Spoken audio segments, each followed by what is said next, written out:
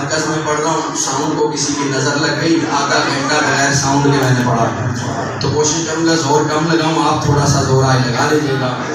ہمارے پاس 12 ایسے ہیں جو قرآن کے معیار پر پورا اترتے ہیں۔ جو بھی امام ہوگا عادل ہے، اگر عادل نہیں ہے تو امام نہیں۔ کسی نے میرے مرشد علی سے پوچھا، یا علی یہ بتائیے عدالت بہتر ہے یا سخاوت بہتر ہے؟ دیکھیں بات آسان کرتا ہوں تاکہ آپ کے دل میں اتر جائے۔ جو جس فیلڈ کا ہوتا ہے وہ اپنی ہی فیلڈ کی تعریف کرتا ہے۔ مثلا آپ کسی حکیم سے پوچھیں کہ دنیا میں سب سے بہتر کیا ہے، وہ کہے گا صحت ہے۔ صحت تندرستی 1000 نعمت صحت۔ آپ کسی پروفیسر سے پوچھیں کہ سب سے بہتر کیا ہے، وہ کہے گا علم، اس لیے کہ صحت مند جہالت کسی کام نہیں آتی، جاننا پڑے گا تھوڑا سا۔ پروفیسر کہے گا علم۔ کسی فوجی سے پوچھئے سب سے بہتر کیا ہے، وہ کہے گا حفاظت۔ حفاظت ہو تو تندرستی کا فائدہ، حفاظت ہو تو حصول تعلیم آسان ہو جاتا۔ ہر کوئی اپنی فیلڈ کو سپورٹ کرتا۔ سوالی سوال کر رہا ہے کہ یا علی بہتر کیا، عدالت بہتر ہے یا سخاوت بہتر؟ سوال اس سے ہو رہا ہے کہ جس سے بڑا کائنات میں کوئی سخی نہیں ہے اور جس سے بڑا کائنات میں کوئی عدالت کرنے والا نہیں ہے۔ ابو طالب کے شریف خون نے مسکرا کے کہا سب سے بہتر عدالت ہے۔ میں آسان کرتا ہوں پھر آپ کو پتا چلے گا کہ علی نے کہا کیا ہے، سب سے بہتر عدالت ہے۔ اس نے پلٹ کے کہا یا علی سخاوت کیوں نہیں؟ کہا اس لیے کہ اگر عدل قائم ہو جائے تو سخاوت کی ضرورت رہتی نہیں ہے۔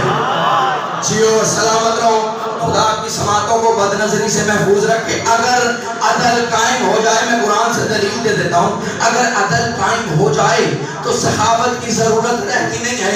یہی تو وجہ ہے کہ مصطفیٰ نے برسر منبر کہا تھا کہ جب میرا آخری لال آئے گا تو صدقہ دینے والے ہوں گے، لینے والا نہیں ہوگا، زکوٰۃ بانٹنے والے ہوں گے، کوئی لینے والا نہیں ہوگا۔ اور قرآن نبر کے کا اذا دکت الارض دکن دکا، جب وہ آخری آئے گا زمین خزانے اگل رہی ہوگی، کوئی اٹھانے والا نہیں ہوگا۔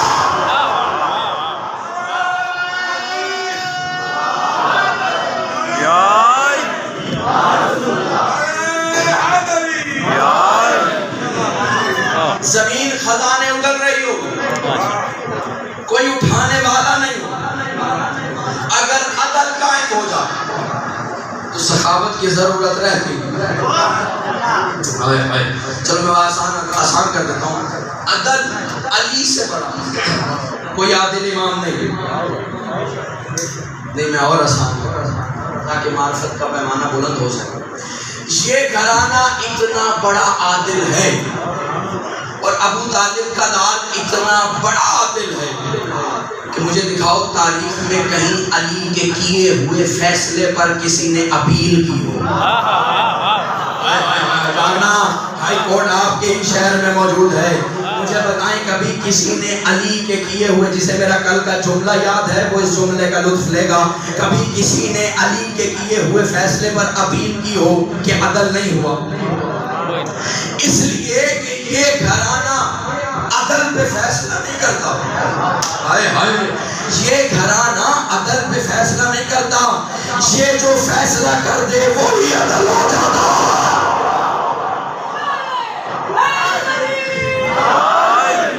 میں نے عرض کیا تھا یہ سچ نہیں بولتے، یہ جو بولتے وہی سچ ہو جاتا۔ یہ عدل پہ فیصلہ نہیں کرتے، یہ جو فیصلہ کرتے وہی عدل ہو جاتا۔ بھئی یہ حلال بتانے نہیں آئے، حلال کو حلال کرنے آئے۔ یہ حرام بتانے نہیں آئے کہ فلاں حرام ہے، حرام کو حرام کرنے آئے۔ اور انہوں نے حلال کو حلال ایسا کیا کہ قیامت تک کوئی ان ان کے حلال کو حرام نہیں کر سکتا، اور حرام کو حرام ایسا کیا کہ قیامت تک کوئی ان کے حرام کو حلال نہیں کر سکتا۔ چلو دلیل دوں جو خاموش رہ گئے۔ ایک روز مدینے میں جانور آیا، ایسا جانور مدینے والوں نے پہلے کبھی دیکھا ہی نہیں تھا۔ سارے جھنڈ بن کر، دستہ بن کر، مجمع بن کر چلے، مشکل کشا کی دہلیز پر پہنچے اور آ کر کہا یا علی عجیب سا جانور آیا ہے، یہ اس کے سینگ ہیں، یہ اس کی آنکھیں ہیں، یہ اس کا چہرہ ہے، یہ اس کا رنگ ہے، یہ اس کا قد کاٹ ہے، ہم نے تو آج تک ایسی چیز دیکھی ہی نہیں تھی، پتہ نہیں کیا ہے، عجیب بلا ہے۔ علی نے کہا چلو میں ساتھ چلتا ہوں۔ اب امام آگے آگے ہے، مجمع پیچھے پیچھے، کہ اتنے میں ایک صحابی نے کہا یا علی وہ فلانی گلی کی نکر پہ کھڑا ہو۔ علی آگے بڑھ گئے، کہنے والے وہیں رک گئے۔ جملہ کہہ دوں، جو جانور دیکھ کے ڈر جاتے ہوں وہ میدان میں محافظت کے لیے تلوار کیسے چلاتے ہوں گے؟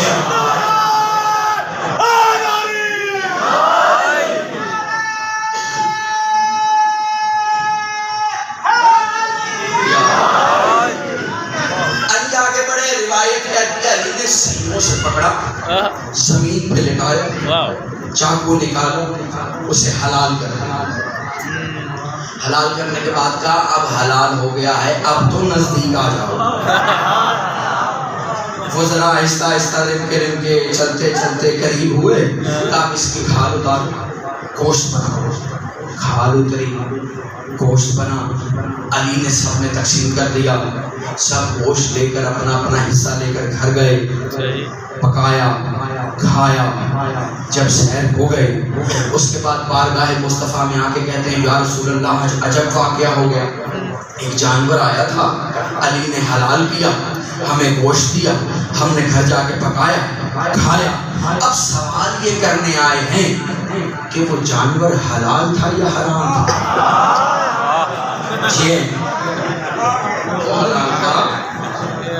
بھئی جنہیں کھجور پیٹ بھر کے نہیں ملتی تھی انہیں علی نے گوشت دے دیا، اندھے کے ہاتھ پہ ڈیرا لگ گیا۔ انہوں نے کہا پہلے کھا لیں اس سے پہلے کہ کوئی فتویٰ صادر ہو جائے۔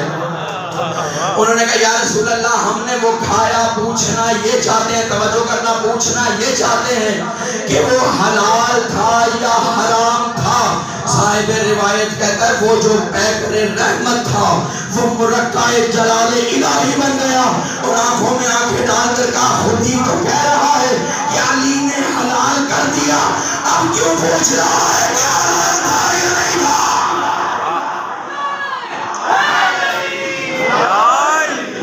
اب کیوں پوچھ رہا ہے کہ وہ حلال تھا یا حرام؟ جسے علی حلال کر دے وہ حلال، یہ حلال کو حلال کرنے، حرام کو حرام کرنے امام عادل ہو، امام محتاج نہیں ہو۔ میں نے کل جوتے والا واقعہ جسے یاد ہے، امام عادل ہو، امام کبھی کسی سے سوال نہیں کرتا، اور وہ امام نہیں ہوتا کہ اس سے سوال کیا جائے اور اس کے پاس جواب نہ ہو۔ چلو میں آسان کرتا ہوں، مصطفیٰ نے ساری زندگی کسی سے سوال نہیں کیا۔ بھئی وہ سوال کیوں کرے جس کے لعاب دہن کی گھٹی کا نام سلونی ہو، اور اگر وہ سوال کر دے تو کس کی جرت ہے کہ جواب دے سکے؟ لیکن صاحب کتاب کہتے ہیں ایک روز زہرا کے بابا نے سوال کر دیا، شمع رسالت کے پروانے بیٹھے تھے کہ مصطفیٰ نے منبر پہ آ کر ہاتھ بلند کیا اور بلند کر کے کہا یہ بتاؤ میرا دایاں ہاتھ کس کے جیسا؟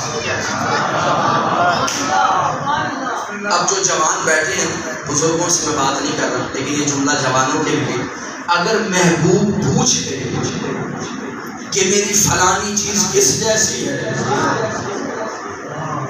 تو محب کے ذہن کے گھوڑے کہاں تک پرواز کرتے ہیں؟ شمع رسالت کے پروانے بیٹھے ہیں. مصطفیٰ نے کہا میرا دایاں ہاتھ کس کے جیسا ہو؟ تو اب کوئی جو بھی بولے گا کمال بولے گا نا. ایک کھڑا ہوا, اس نے کہا یا رسول اللہ آپ کا دایاں ہاتھ چمکتے ہوئے آفتاب جیسا. مصطفیٰ نے کہا خاموش بیٹھ جا, غلط جواب. دوسرا کھڑا ہوا, اس نے کہا یا رسول اللہ آپ کا دایاں ہاتھ 14ویں کے چاند جیسا. مصطفیٰ نے کہا غلط ہے, تو بھی بیٹھ جا. تیسرے کو بھی بدہضمی ہو گئی, وہ بھی کھڑا ہو.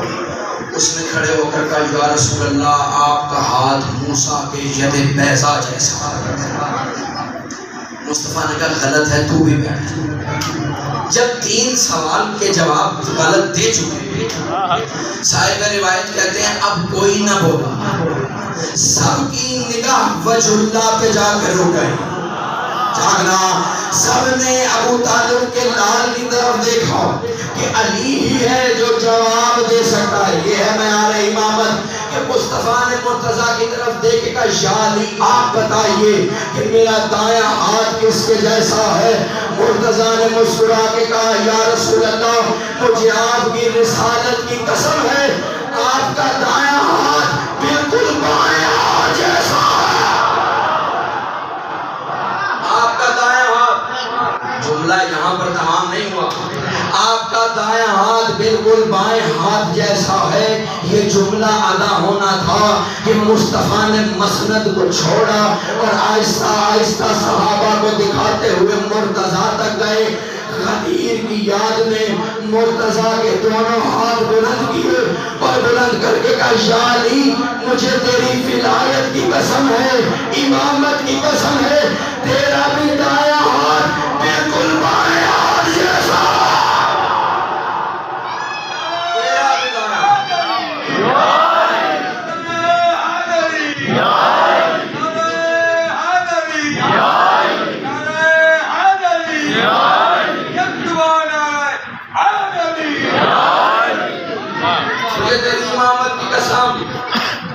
تیرا بھی دایاں ہاتھ, آواز آپ سب تک آ رہی ہے نا, تیرا بھی دایاں ہاتھ. دیکھیں جو لیفٹیز ہیں ان کا لیفٹ ہینڈ کا بھی ہوتا ہے, لیکن مجھے یقین ہے زیادہ تر رائٹیز ہی ہوں گے. ہاتھ بے شک لیفٹی ہو جائے کوئی بات نہیں, کوشش کرنا ایمان اور امام لیفٹی نہ ہونے کا. میں کچھ کہہ گیا ہوں, گھر جا کے سوچ رہا میں نے کیا کہا. دایاں ہاتھ بائیں ہاتھ کی نسبت طاقتور ہوتا ہے نا. بولیے کیوں گھبرا گئے, گلا تو میرا خراب. دایاں ہاتھ کا بھی ہوتا, یہ ذرا کمزور ہوتا. خدا کو حجت میں امامت میں اتنی سی کمزوری بھی برداشت نہیں. ہوئے ہوئے ہوئے ہوئے اتنی سی کمزوری. چلے میں اور آسان کرتا ہوں. کتاب کا نام احسن المقال, اس میں روایت موجود ہے کہ میرا 8واں بادشاہ کھجور کے تکیے پر دائیں ہاتھ کی ٹیک لگائے ہوئے بیٹھا ہوا اور بائیں ہاتھ سے, بظاہر بائیں ہاتھ سے انگور کھا رہا تھا. کہ وقت کا جو حکمران تھا اس نے جاسوس چھوڑے ہوئے تھے کہ کسی طرح سے نعوذ باللہ کوئی عیب کوئی نقص لے کر آؤ تاکہ ڈھنڈورا پیٹا جا سکے, لوگوں کو جمع کیا جا سکے, اس خاندان کے بارے میں کوئی بات ہو سکے. ہمارے بارے میں تو یہ سب کچھ جانتے ہیں. اب ایک جاسوس کی نگاہ پڑ گئی, اس نے مجمع جمع کیا. جمع کرنے کے بعد مولا رضا کے قریب ہوا اور آ کر کہتا ہے یبنا رسول اللہ دنیا کو تبلیغ کرتے ہیں کہ دائیں ہاتھ سے کھایا کرو, خود بائیں ہاتھ کا سہارا لے رہے ہیں, بائیں ہاتھ سے کھا رہے ہیں. صاحب احسن المقال نے لکھا کہ رضا بادشاہ نے اپنی کمر کا خم سیدھا کیا اور اس کی نگاہوں میں نگاہیں ڈال کے کہا نادان پہچان میں امام ہوں, امامت کے دونوں ہاتھ دائیں ہوتے ہیں, کوئی بایاں نہیں ہوا کرتا. امامت کے دونوں ہاتھ دائیں, کوئی بایاں نہیں. یہ بایاں ہمارے لیے کیا ہوا؟ اس سائڈ والوں نے تو نعرے کا بھی جواب نہیں دیا.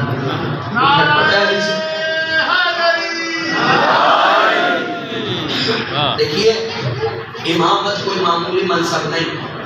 مجھے پتا ہے کہ میں نے یہ جو دائیں بائیں کا تذکرہ کیا ہے کچھ لوگ کہیں سے کہیں پہنچ گئے، لیکن حضور میں جو دائیں بائیں کہہ رہا ہوں آپ اس تک ہی رہیے. ہاں جو سمجھ رہے ہیں وہ سمجھ رہے ہیں. امامت میں خدا کو اتنی سی کمزوری بھی برداشت نہیں، جیسا دایاں ہے ان کا ویسا ہی بایاں. امامت میں کوئی بایاں نہیں ہوتا. امام وہ ہوگا جو عادل ہوگا. اب بات جہاں چھوڑی تھی آپ کو اس معیار پہ لانا تھا وہیں تک دوبارہ لے کر جا رہا ہوں. مجھے کوئی ایک ایسا فیصلہ دکھائیں علی کا کہ جس کے خلاف اپیل ہوئی. میں خدا کا فیصلہ دکھا سکتا ہوں جس کے خلاف اس گھرانے میں اپیل ہوئی ہے. جو خاموش رہ گیا ہے فطرس کا واقعہ یاد نہیں ہے. فطرس کو سزا خدا نے دی تھی، اس نے جبرائیل کا سہارا لیا، خدا کے فیصلے پر اس گھرانے میں اپیل کی. اب خود بتاؤ کامیاب لوٹا ہے یا ناکام ہو گیا؟ اس کے فیصلے پر اپیل ہوئی، ان کے فیصلے پر کوئی اپیل نہیں ہوئی. کیا ہوئی ہے؟ اچھا ممکن ہے کوئی گھبرا گیا ہو، کچھ گھبرائے چہرے ہیں، اس کے فیصلے پر اپیل ہو گئی. یہ بھی خدا نے اس گھرانے کی عظمت بتانی تھی، عظمت دکھانی تھی، دنیا کو پہچانوانا تھا کہ جان لو انہوں نے مجھے چاہا ایسا ہے کہ اب میں جسے بھی چاہتا ہوں ان کے دل سے چاہتا ہوں. میں جسے بھی چاہتا ہوں ان کے دل سے چاہتا ہوں. جسے یہ چاہتے ہیں اسے میں چاہتا ہوں. معیار عدالت پہ ایک واقعہ اور سناؤں. جس طرح آپ سن رہے ہیں نا میرا دل کر رہا ہے میں واقعات سنا کے نکلوں. پریشان نہ ہو، کل تک گلا انشاءاللہ جناب سیدہ کے صدقے میں بالکل ٹھیک ہو جائے. اللہ نعرہ تکبیر، نعرہ رسالت، نعرہ رسالت، نعرہ حیدری. علی جب ظاہری طور پر خلیفہ بنے ظاہری طور پر علی بازار میں بہت کم جایا کرتا. اب یہ تبلیغ بھی ہے اور جتنے دکاندار حضرات ہیں ان کو میرا پیغام بھی ہے. ہاں جب علی نے بازار میں جانا ہوتا تھا دف بجتی تھی اور صدا گونجتی تھی ہوشیار علی آ رہے. جیسے ہی صدا گونجتی کہ علی آ رہے ہیں بازار میں ہلچل مچ جاتی. ہر کوئی اپنا ترازو دیکھ رہا ہوگا. سب باٹ اٹھا کے دیکھتے تھے نیچے کچھ لگا ہوا تو نہیں ہے. اب علی کا اسلوب یہ تھا کہ علی کسی دکاندار سے کلام نہیں کرتے، کسی دکان میں داخل نہیں ہوتے. علی بازار سے گزرتے تھے، کہیں مسکرا کے دیکھتے تھے، کہیں غضبناک ہو کے دیکھتے تھے. کون مسکرا رہا ہے غضبناک ہو رہا ہے؟ جو وجہ اللہ ہے. چلو میں آسان کرتا ہوں. بچوں کو بزرگ اکثر کہتے ہیں بیٹا اچھے کام کیا کرو اللہ خوش ہوگا. کہتے ہیں کہ نہیں کہتے؟ زبان نہیں ہل رہی تو سر ہی ہلا دیجیے گا.